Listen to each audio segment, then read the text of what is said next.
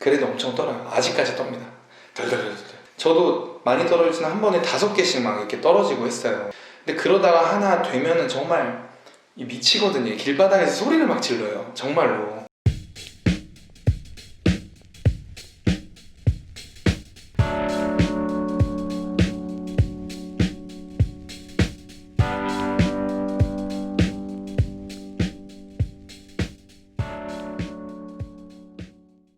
다음은 이제 그 3단계예요. 제출하고 PT 준비하는 과정입니다.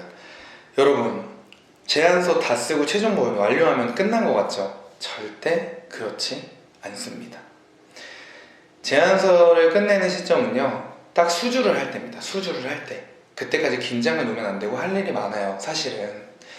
제 3단계는 제출하고 나서, 그러니까 제출하고 PT 준비하는 데까지의 과정입니다. 자, 먼저 제출입니다. 제출에서 첫 번째는 제안서 제출 준비하는 과정이에요. 제안서 제출을 할 때 실제 뭐 기업 행사를 하든 그 나라 장소에서 입찰을 하든 준비할 게 있어요. 이때는 사실은 기업 제출이 훨씬 더 편안한 경우가 많습니다. 처음에 업체 등록만 해놓으면 파트너로 등록이 되면은 그때 이제 서류를 막 해서 내고 그 이후부터는 이제 그 OT가 오면 PT 자료만 들고 가서 PT를 하면 되는 경우가 많으니까. 근데 입찰은 정부 입찰 같은 경우엔 정말 챙긴 게 많아요. 입찰 서류만 막 이만큼 되고 그렇거든요. 그 기준도 까다롭고 그런 걸로 체크를 하게 됩니다. 그리고 제안서 제출을 해요. 제출은 보통 조달청으로 하는 경우가 있고 발주처로 직접 내려가는 경우가 있는데, 제출은 가서 내는 게 다가 아니에요. 정말 그 안에서 파악할 게 많습니다. 보통 회사에서 말단 직원을 제출하러 보내는 경우도 많은데 저는 좋지 않은 사례라고 생각을 해요.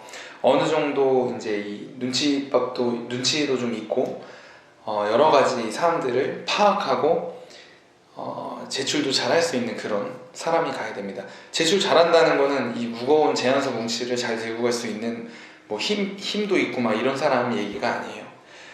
진짜 그 경쟁사가 누가 들어오는지 파악도 해야 되고, 그리고 그때 처음 담당자를 만나게 되거든요. 담당자를 통해서 하나, 두 개 이제 이런 걸 캐치를 하게 되는 과정도 필요하고요. 아, 정말 좋은 얘기 많이 해준다.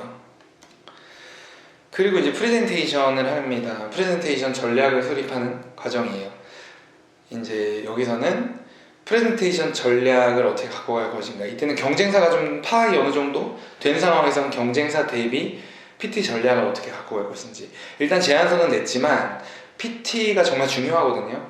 제안서를 보고 그 다른 경쟁사 대비 어떤 PT를 할 것인지 이런 거를 이때 전략을 수립해야 돼요. 그리고 두 번째는 프레젠테이션 준비를 하죠. 프레젠터가 준비를 하게 됩니다. 어떻게 준비하면 되는지 설명을 나중에 드릴게요. 그리고 나서 나머지 인원들은 뭘 하냐? 예상, PT, 질의응답을 도출하게 됩니다. 사실 PT에는 질의응답이 더 중요해요. 저는 아직도 PT 가면은 PT까지는 잘하는데 질의응답 때는 후들후들 떨거든요. 마치 혼나는 사람처럼. 그래서 질의응답을 사전에 준비를 하고 PT 리허설을 하고 가는 게 정말 중요해요. 질의응답을 도출하게 되고. 그리고 리허설을 지속적으로 하게 됩니다. 리허설을 혼자 하는 것도 좋은데 사실은 사전에 팀원들을 데리고, 그리고 아예 생판 제안서를 못 봤던 다른 사람들을 데리고 해보는 과정도 상당히 중요해요. 그러면 현장 가서 절대 안 떱니다. 사실 저는 그래도 엄청 떨어요. 아직까지 떱니다. 덜덜덜덜. 그래서 사실 PT 때 아무것도 안 들고 PT를 하는 게 제일 좋아요. 왜냐? 이 떠는 게 보이니까. 마이크 이렇게 들면 진짜 이 정도까지. 자, 다음으로 결과를 기다리기, 그리고 결과 발표 많이 남아있는데 PT가 끝나고 나면 결과 기다리면 할 일 뭘까요? 다음 거 준비해야죠. 보통 결과 기다리면서 다음 행사를 다음 PT를 또 제안서를 준비를 하는 경우가 많아요, 회사에서는. 그리고 절대로 김치국 먼저 마시지 말기. 네, 겸허하게 할 거 다 했다, 열심히 했다 하면 겸허하게 그냥 기다리면 됩니다. 그리고 결과 발표. 결과에 따른 행동 방법이에요.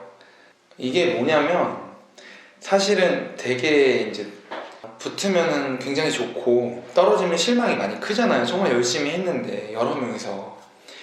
저도 많이 떨어지는 한 번에 5개씩 막 이렇게 떨어지고 했어요. 그때는 너무너무 팀원들한테 미안하고 막 그랬었거든요.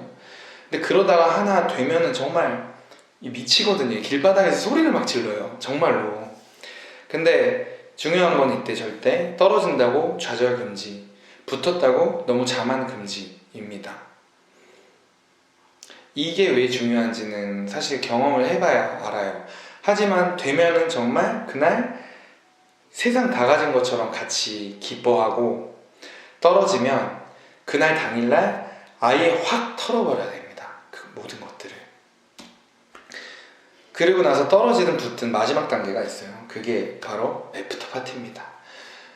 제가 앞서 계속 강조드렸지만 가장 중요한 건 동기부여입니다. 우리의 끝은 끝이 아니기 때문이에요. 일만 죽어라 하는 팀장들이 있어요. 일만 죽어라 하는 본부장들도 있을 거고, 이거는 사실은 리더의 역할이라고 생각을 하거든요. 열심히 뭔가 했으면 동료의 시간도 무조건 가져야 됩니다. 이걸 쓰면서 그 과정의 뒷얘기도 많이 들어보고 해야 되고, 그리고 그 다음 것을 위해서 무조건 같이 맛있는 걸 먹으면서 술 한잔 먹고 웃으면서 떨쳐버리는, 수주를 했던 못했던 떨쳐버리는 그런 과정이 무조건 있어야 됩니다.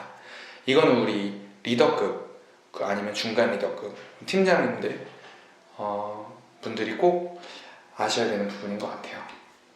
자, 3단계에서 이야기를 해드렸고요.